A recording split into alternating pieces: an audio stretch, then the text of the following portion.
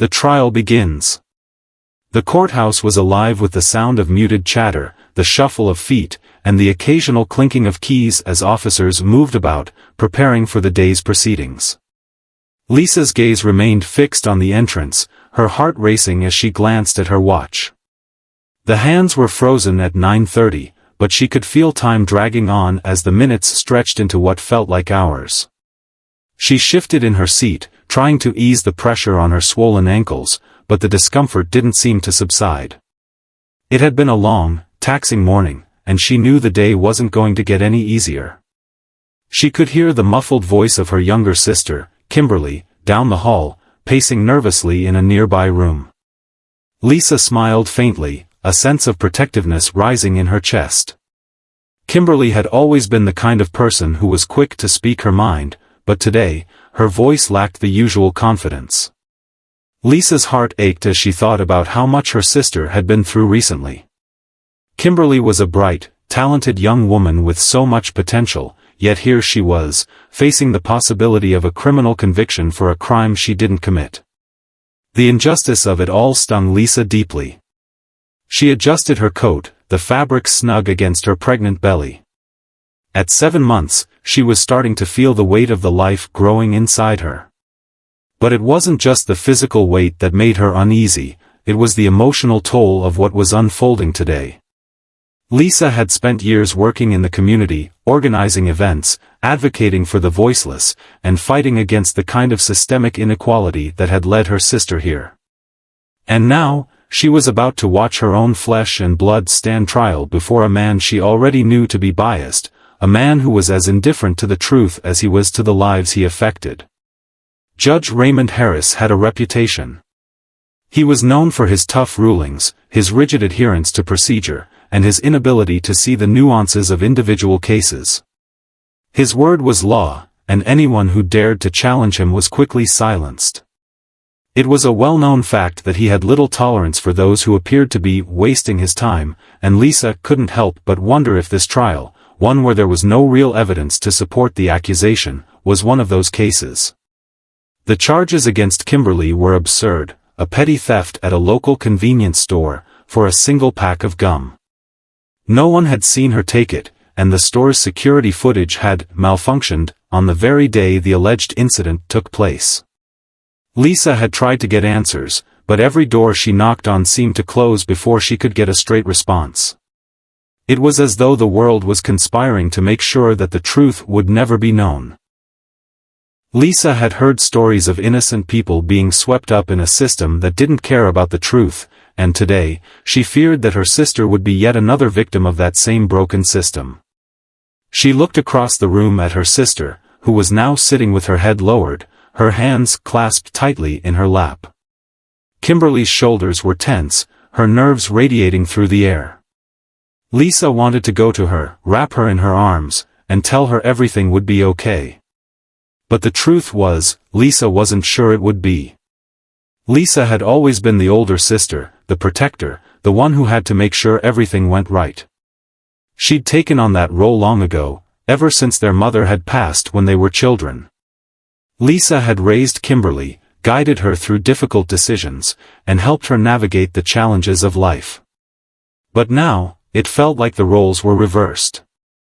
Kimberly wasn't just her sister anymore, she was a symbol of everything that was wrong with the world, everything Lisa had spent her life fighting against.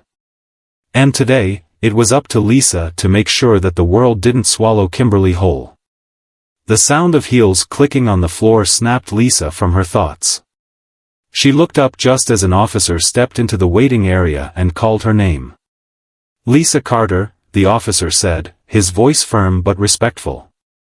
Lisa rose to her feet slowly, her hand brushing against her belly as she adjusted her posture. She could feel the weight of the moment in the air, the gravity of the situation settling around her. This was it. This was the moment that would determine Kimberly's future, and possibly her own. She followed the officer through the narrow hallways, past rows of doors and closed-off rooms, until they arrived at the courtroom. The doors opened, and Lisa stepped inside. The room was vast, its high ceilings and towering walls giving it a cold, intimidating atmosphere. The air was thick with the scent of polished wood and dust, a constant reminder of the power that resided within these walls.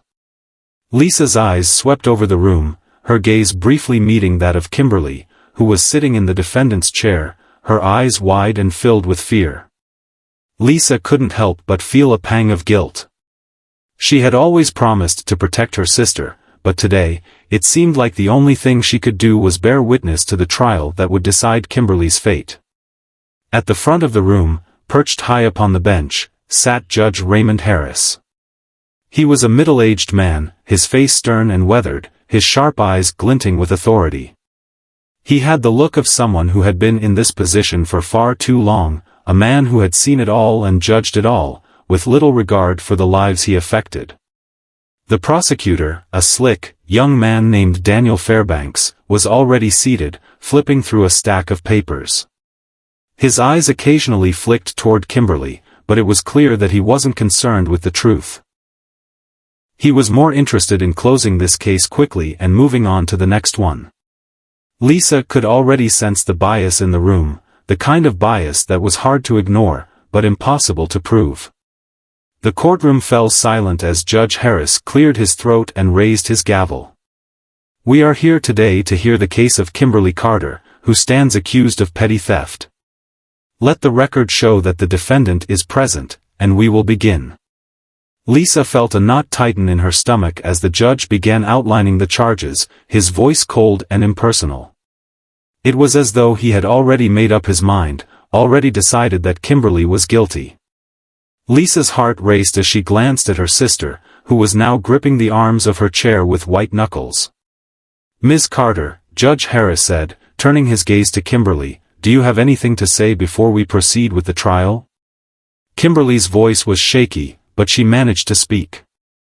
"I didn't do it, Your Honor. I swear to you, I didn't steal anything. I'm innocent." Her words hung in the air, her voice filled with desperation. But the judge didn't seem to care. He simply nodded, his eyes cold. "We will proceed with the trial then. The prosecution may begin." Lisa's blood boiled as the prosecutor stood and began outlining the case against her sister. The so-called evidence was flimsy at best, built on shaky testimony and an alleged eyewitness account that didn't even match the store's security footage. Lisa knew the truth, and she wasn't about to let her sister go down for something she didn't do. She stood up, her voice ringing clear and strong. "Your Honor," Lisa said, her words cutting through the silence, "this case is built on lies and assumptions. There is no real evidence. No proof that my sister did anything wrong. This is a miscarriage of justice." Judge Harris looked down at her, his expression unreadable. "Ms. Carter, I will remind you that you are not here to make accusations. Sit down, or I will hold you in contempt of court."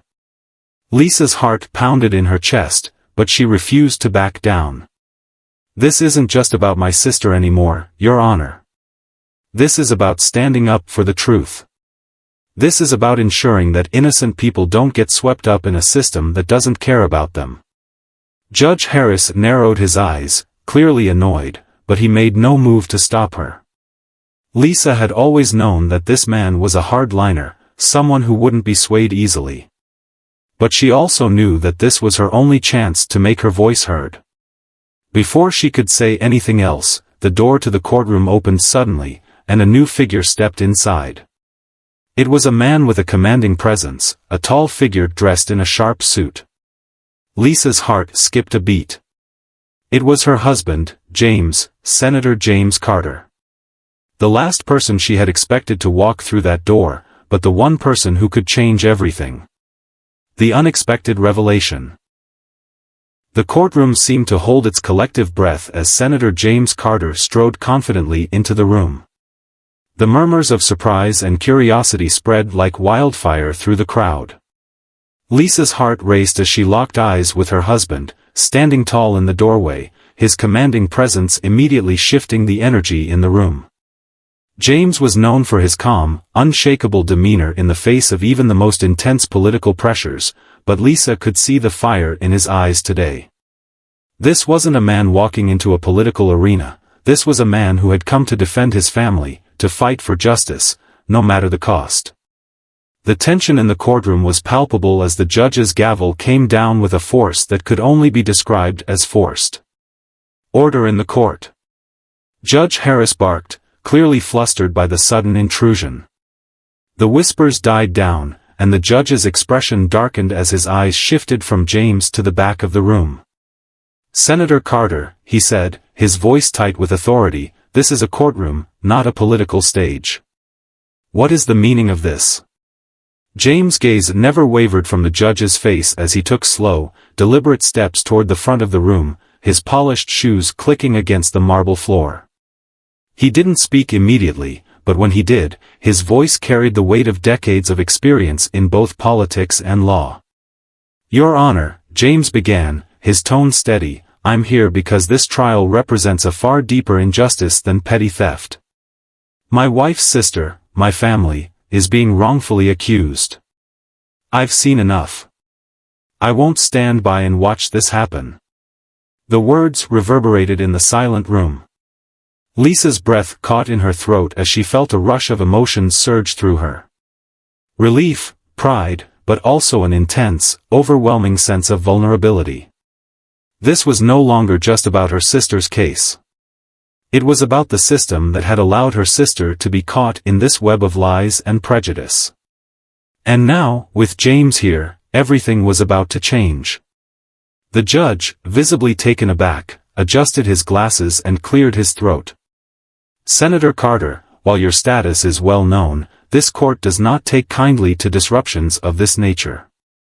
I am the one in charge here, and if you think you can waltz in and influence this case—" "I'm not here to influence anything, Judge," James interjected, his voice cutting through the judge's pompous tone. "I'm here to ensure that justice is done, because clearly, it hasn't been so far." There was an electric charge in the room, the kind of palpable tension that could only be cut by the sharpness of truth. Lisa had never seen her husband so determined. He wasn't just fighting for Kimberly now. He was fighting for something much larger, the integrity of a system that had clearly failed them all. Judge Harris's eyes flicked from James to Lisa, as if trying to understand why someone of James's stature would get involved in what seemed, on the surface, like a small, inconsequential case. "This is a petty theft charge, Senator.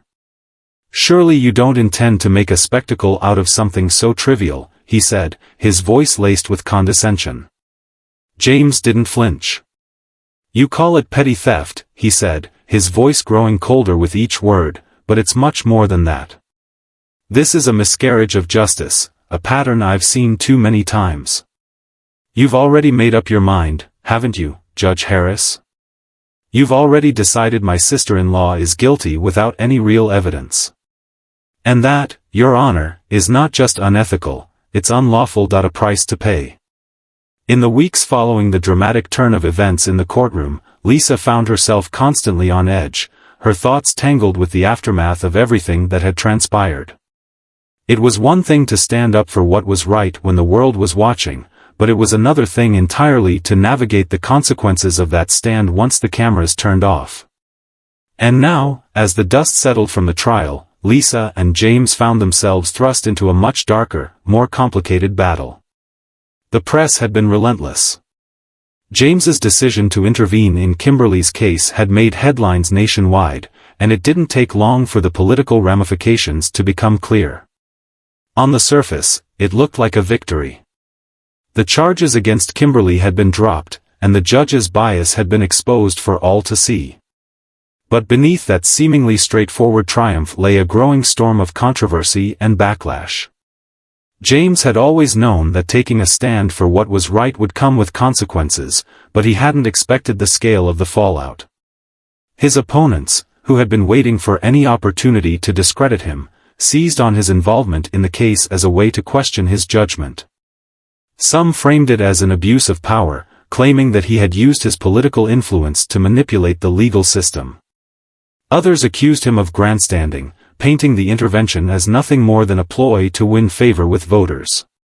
Lisa had seen the way people could turn on someone in politics, how quickly loyalty could dissolve when things became inconvenient. Yet, what stung the most was the betrayal that came from unexpected places. Some of their closest friends, colleagues, and even family members began to distance themselves from James, questioning his motives. They wondered if he had overstepped, if his involvement had been too much, too personal. For Lisa, watching the cracks form in their social circles was like watching a family unravel at the seams. At home, the strain was palpable. Lisa could feel the pressure building between her and James. The constant scrutiny, the late-night phone calls with aides and advisors, the endless strategy meetings, it was taking a toll. James had always been a calm, measured presence in her life, but now she could see the toll this had taken on him. His jaw was tighter, his temper shorter. He was no longer the man she had married, the man who could weather any storm with grace. Now, he seemed worn, on edge, as if the weight of the world had settled on his shoulders. One evening, as they sat across from each other in their quiet kitchen, the tension between them finally broke. Lisa set down her glass of water, her hands shaking slightly as she spoke. "James, you need to slow down. We're drowning in this whole thing. The press, the backlash, the endless meetings, we can't keep going like this." The weight of James's words hit the room like a thunderclap. The tension that had been thick in the air now hung like a storm cloud, heavy with anticipation. The room was silent, except for the occasional rustle of papers and the creak of the wooden bench as people shifted in their seats. Judge Harris, his face growing red with frustration, slammed his gavel down again, trying to reassert control over the situation. "Enough," he barked, glaring at James. "I will not have this courtroom turned into a circus. You will remain silent or be escorted out." James didn't back down. Instead, he took a step forward, closing the space between himself and the judge. "You don't get to silence me, Judge Harris," he said, his voice filled with authority. "You've been sitting on that bench too long, letting your personal biases rule your decisions. You've been turning a blind eye to the truth. But not today. Today, I'm here to make sure my sister-in-law's voice is heard, and the truth comes to light."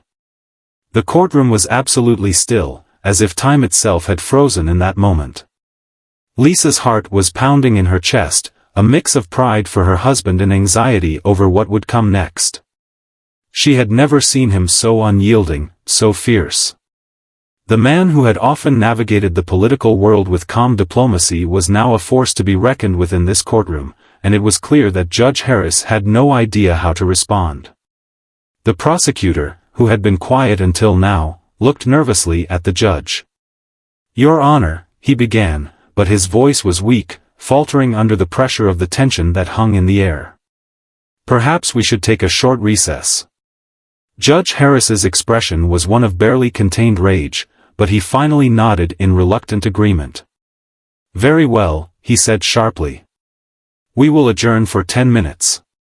As the bailiff began to clear the room, Lisa's mind was racing. She couldn't believe what had just transpired. Her husband had just single-handedly taken on one of the most powerful figures in the courtroom, and for the first time that day, she could feel the scales of justice beginning to tip in their favor. Lisa turned to her sister, who was looking at James with wide, disbelieving eyes. "Kim, it's going to be okay," she whispered, reaching out to squeeze her sister's hand. "He's going to fix this. He won't let them get away with this." Kimberly, still in shock, nodded but couldn't speak. She was overwhelmed by the sheer magnitude of what was happening. Just moments ago, she had felt trapped in an unjust system, but now, thanks to James's intervention, she could see a sliver of hope. It wasn't just about winning the case, it was about proving to the world that the truth mattered, that justice was worth fighting for. As they waited for the recess to end, Lisa took a deep breath, trying to steady her nerves. This battle was far from over, but with James on their side, they had a fighting chance. For the first time in a long while, she allowed herself to believe that there could be a way out of this nightmare. When the recess was called to a close, the tension in the room had only escalated. The judge returned to his seat, his face flushed with frustration, but his eyes were warier now. He knew, as did everyone else, that this case was no longer just about the allegations against Kimberly. It had become a much larger, much more personal battle. Judge Harris cleared his throat and addressed the room. "Let the record show that Senator James Carter is here in support of the defense. I trust this will not disrupt the proceedings further," he said, his voice strained. "We will now proceed." Lisa could feel the shift in the atmosphere as the proceedings continued, the weight of James's presence in the courtroom undeniable. The entire courtroom had become a battleground, and the once unshakable Judge Harris now seemed like a man on the defensive, unsure of how to handle the relentless pressure that had been brought to bear. As the trial moved forward, it became evident that the scales of justice had indeed started to tip. The defense, bolstered by James's presence, was now ready to bring the truth into the light, and the courtroom, once a place of injustice, had become a stage for something much bigger, the fight for fairness, the fight for integrity, and the fight for the voiceless. And at that moment, Lisa knew they weren't just fighting for Kimberly, they were fighting for everyone who had ever been silenced, for everyone who had been falsely accused, and for everyone who had been overlooked by the very system that was supposed to protect them. James didn't look up from his papers, his eyes scanning the report in front of him, but his fingers drummed nervously on the table. "I'm doing what I need to do. The system failed Kimberly. I couldn't just sit by and let it happen." "I know," Lisa replied softly. "But we're both paying the price for that decision. Kimberly's free now, yes, but it's costing us more than I think either of us realized." Her voice caught as she continued, her eyes meeting his. "I'm worried about you, James. You're not the same. You've become consumed by this. And I don't know how much more I can take." James's gaze finally lifted to meet hers, his eyes darkened with exhaustion and frustration. "I'm not going to back down, Lisa. Not now. Not after everything we've been through. Not after seeing the way the system tried to crush Kimberly without a second thought." Lisa's heart ached as she saw the resolve in his face. She understood his desire to fight, she shared that same fire, that same commitment to justice. But she also knew that there was more to life than just winning battles. There was family, there was love, and there was the quiet peace that came from knowing you were doing your best, not just in the world, but for the people you cared about most. "James," she said softly, "I'm not asking you to give up. I'm asking you to remember who we are. We've always been a team, but right now, it feels like we're at war. And I don't want to lose you to that." The words hung heavy in the air between them, a moment of vulnerability amidst the chaos. James sat back, his fingers rubbing his temples in frustration. "I don't know how to stop," he admitted quietly. "I don't know how to walk away from this.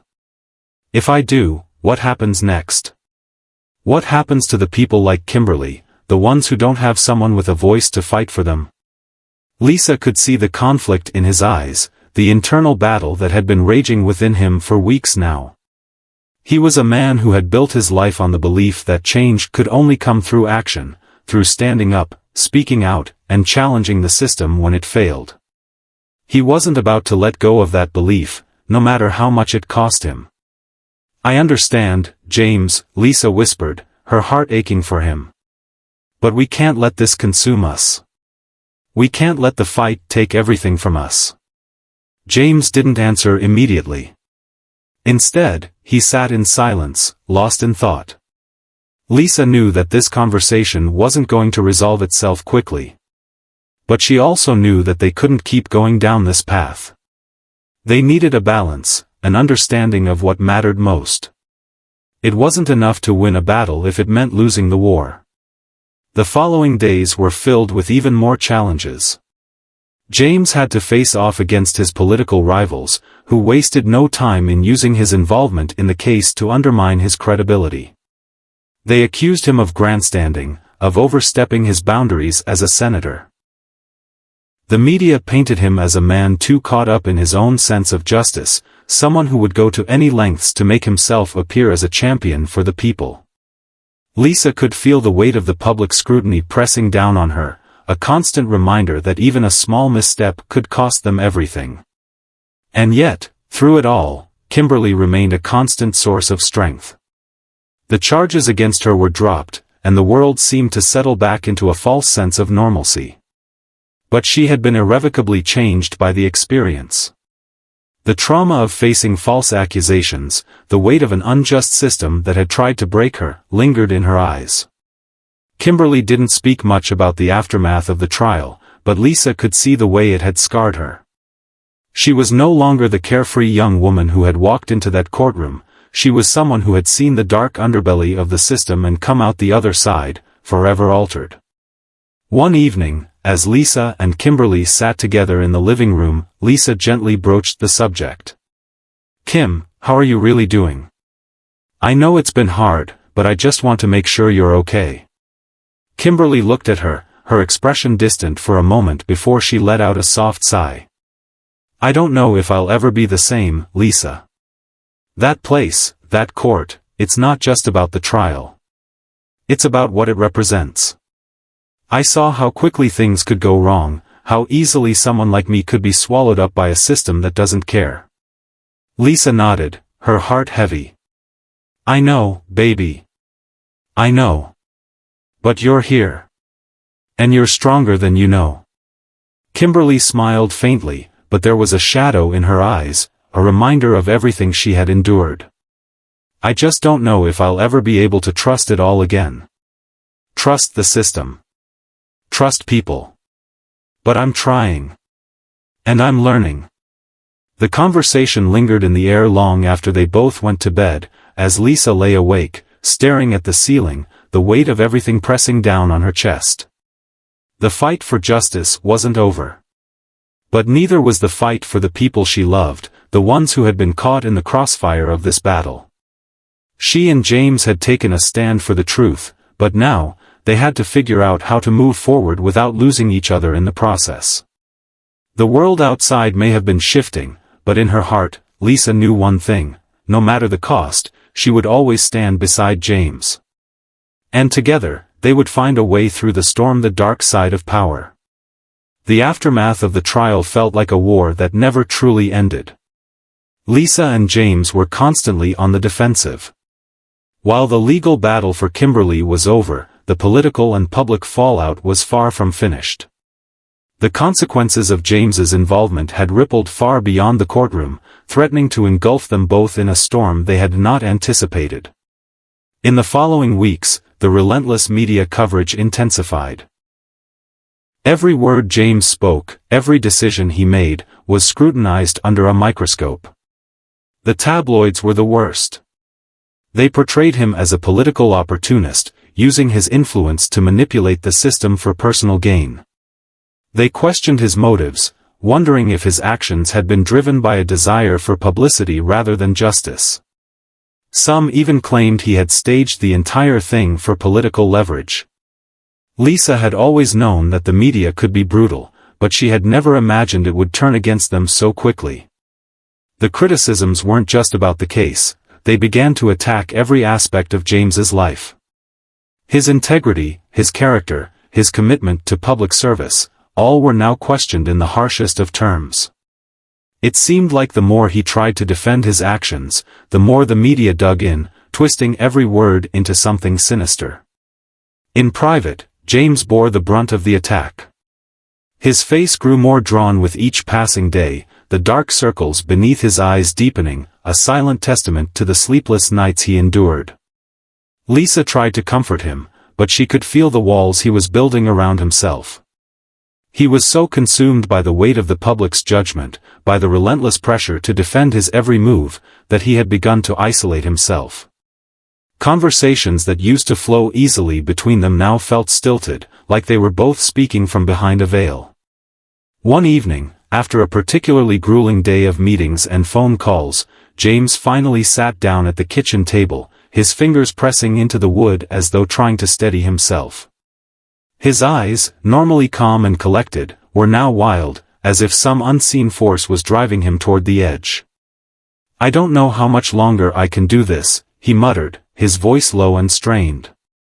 I've spent my entire life building my reputation, fighting for people, for the truth. But now, it feels like everything I've worked for is falling apart.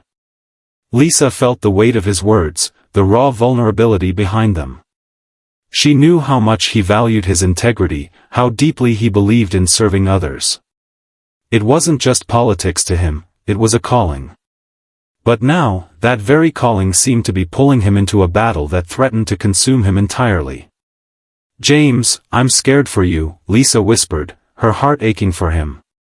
"You've been fighting so hard for so long, but it's taking everything from you. You're losing yourself in this. You're losing us." James didn't answer immediately.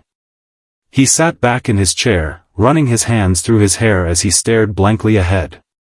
The silence between them grew heavy, filled with the unspoken tension that had been building for weeks. Lisa had never seen him like this before, so worn, so fragile. She knew the political world was brutal, but this was different. This was more personal. "The pressure, it's unbearable," James finally admitted, his voice hoarse. "The media, the party, the people who once called me a hero, they're all turning on me. They think I've overstepped, that I've become too arrogant. Too powerful. But I'm not doing this for me, Lisa. I'm doing it for people like Kimberly, for people who don't have a voice. I've always fought for them." Lisa nodded slowly, her heart swelling with pride for him, but also with concern. "I know you believe that. I know you're doing this because you want to make a difference. But you're not alone in this fight, James. You don't have to carry the weight of the world on your shoulders. We're in this together. We always have been." James looked at her then, his eyes softening as he met her gaze. For a moment it was as if the world outside had disappeared, and there was only the two of them, connected, sharing the burden of everything that had happened. But the moment was fleeting. As the days wore on, James became more consumed with the political storm raging around him. His phone rang constantly, advisors and strategists urging him to take action, to respond to the growing backlash. They told him he needed to be more decisive, to regain control of the narrative before it was too late. The party leaders, who had once hailed him as a rising star, now seemed distant, cautious. They urged him to distance himself from the controversial trial, to make peace with those who were calling for his resignation. It was clear that the political machine was beginning to churn against him. The whispers of "too radical, too emotional, too personal" were spreading like wildfire. His enemies were waiting for him to make a mistake, to slip up, so they could use it against him. Every word, every action, was being analyzed for weakness. One evening, Lisa came across an article that made her blood run cold. It was from a prominent news outlet, one that had once been sympathetic to James's cause, but now had turned against him. The headline read, "Senator James Carter, a dangerous path. Has his involvement in his sister-in-law's trial exposed a dark side?" The article went on to paint a picture of James as a man driven by unchecked power and personal vendettas, using his political position to manipulate the system to benefit his family. The accusations were wild, unfounded, but the insinuations were enough to stir the pot. The article quoted anonymous sources within the political party who claimed that James was becoming a liability, someone whose involvement in the trial had crossed ethical boundaries. Lisa felt a chill run down her spine as she read the words. She knew how dangerous this kind of narrative could be. In the world of politics, perception often mattered more than reality, and the seeds of doubt had been planted. It didn't matter if the claims were baseless, the damage was done. That night, she couldn't sleep. She lay in bed next to James, who was already lost in the abyss of his thoughts, staring up at the ceiling. The weight of the situation seemed to press down on them both, suffocating any hope they had of finding peace in the chaos. The fight for justice had cost them more than they had ever expected, and the cost was only rising. Lisa had always known the dark side of power. She had seen it in her years of working within community organizations, the way influence and manipulation often overshadowed truth and justice. But now, she was living it. She could feel the insidious pull of the system, the way it could slowly grind a person down, twisting their intentions until they no longer recognized themselves.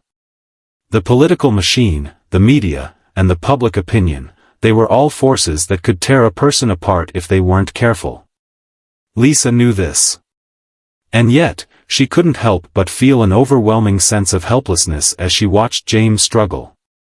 He had always been the one to fight for the voiceless, the powerless, but now it seemed like he was becoming the very thing he had once stood against. As the weeks went on, James's mental and physical health deteriorated further.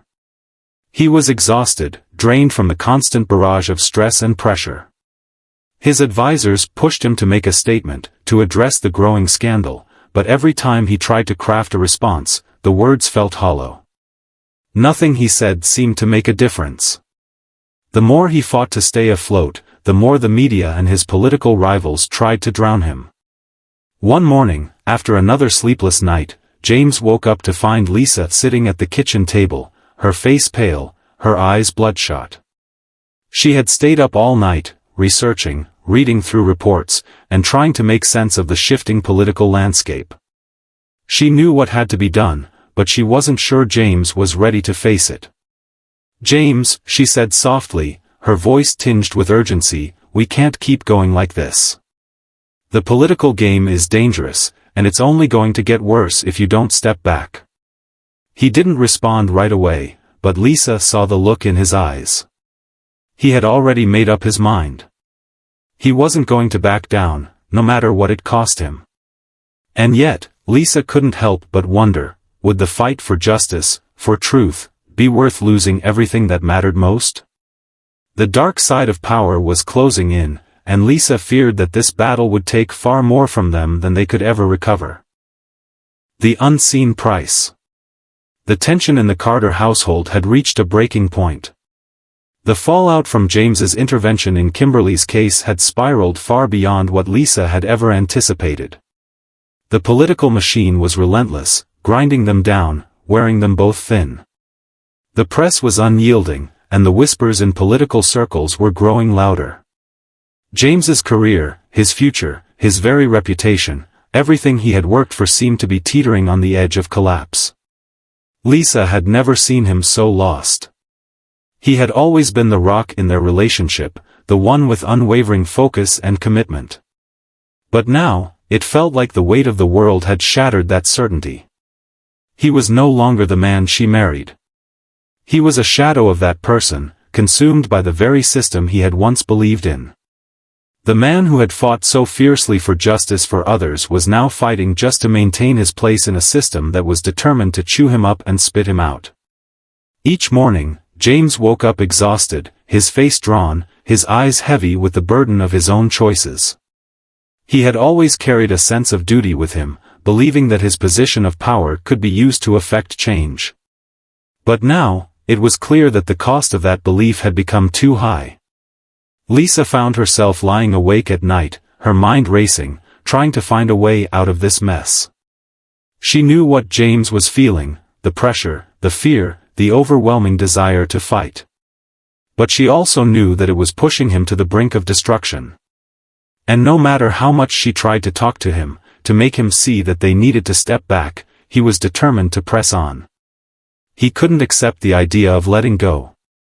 He was a man who couldn't walk away from a fight, especially when it came to justice. But the more he fought, the more Lisa saw the cracks form in their relationship. It was subtle at first, the way he withdrew into himself during conversations, the way he'd snap at her when she questioned his decisions, the long silences that filled their house. He was lost in a war that seemed to have no end, and she was helpless to pull him out of it. It was during one of those long, strained nights that Lisa finally made a decision.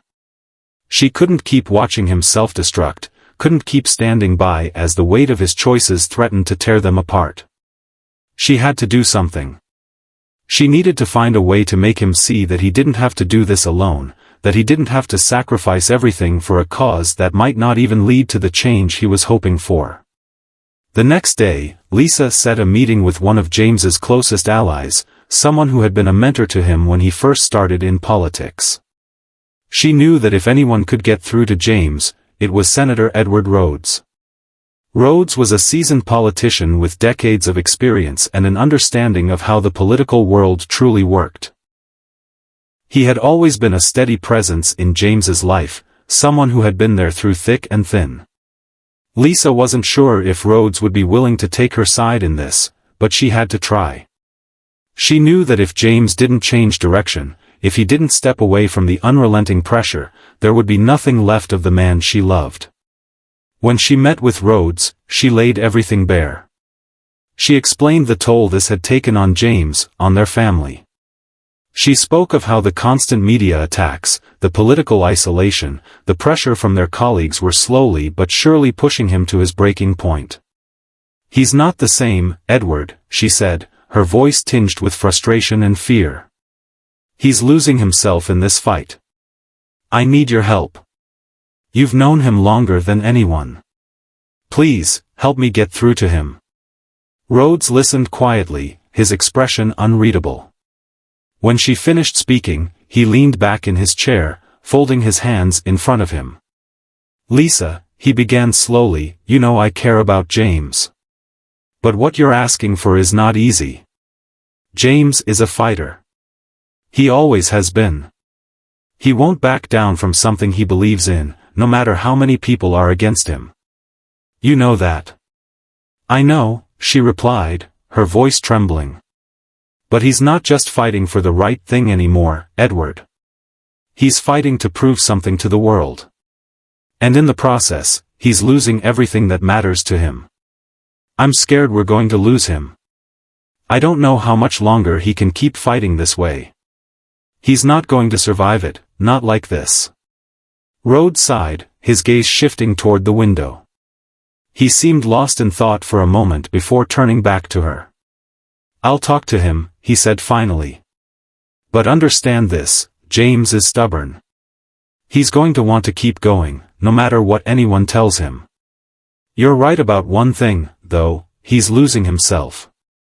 I'll try to make him see that." It wasn't much, but it was a start. Lisa left the meeting with a faint glimmer of hope in her chest, though the weight of the situation still pressed heavily on her. She knew it wouldn't be easy to change James's mind. He had already made up his mind about the path he was on. But if anyone could reach him, it was Rhodes. As the days passed, Lisa waited anxiously for any sign that Rhodes's intervention was working. She could see the toll it was taking on James. His sleep was disturbed, his appetite non-existent. The long hours spent in meetings, phone calls, and strategy sessions were beginning to wear him down. The political attacks were relentless, but it was the strain on their marriage that hurt the most. They no longer shared quiet moments together. Their conversations had turned into heated debates about his involvement in the case, about the costs of his actions. Every word between them felt like it was pushing them further apart. One evening, as James sat alone at the kitchen table, going through stacks of paperwork, Lisa approached him. She could feel the tension in her chest as she spoke softly, almost as if she was afraid he might break if she said the wrong thing. "James, I need you to stop," she said quietly. "I need you to take a step back. For us. For you. I don't want to lose you to this." James didn't look up at her, his eyes locked on the papers in front of him. "I can't, Lisa," he replied, his voice strained. "I'm so close. I can feel it. If I step back now, everything we've fought for will be for nothing." Tears welled up in Lisa's eyes as she watched him, the weight of her words sinking in. "But at what cost, James?" she asked, her voice breaking. "What's the point of winning if we lose everything that truly matters? You're not the same person anymore. I don't even recognize you." Finally, James looked up at her, his eyes filled with exhaustion and frustration. "I don't know what else to do, Lisa," he whispered, his voice filled with a vulnerability she hadn't seen in weeks. "I'm trying. I'm trying to fix everything. But it feels like I'm drowning. The more I fight, the more it seems like I'm losing." For a long moment, neither of them spoke. The weight of their words hung in the air, thick with the unspoken pain that had been building for months. Finally, Lisa stepped forward, taking his hands in hers. "You're not alone in this fight," she said gently. "But I can't keep watching you destroy yourself, James. We're in this together, but you have to let go of the need to prove something to everyone else.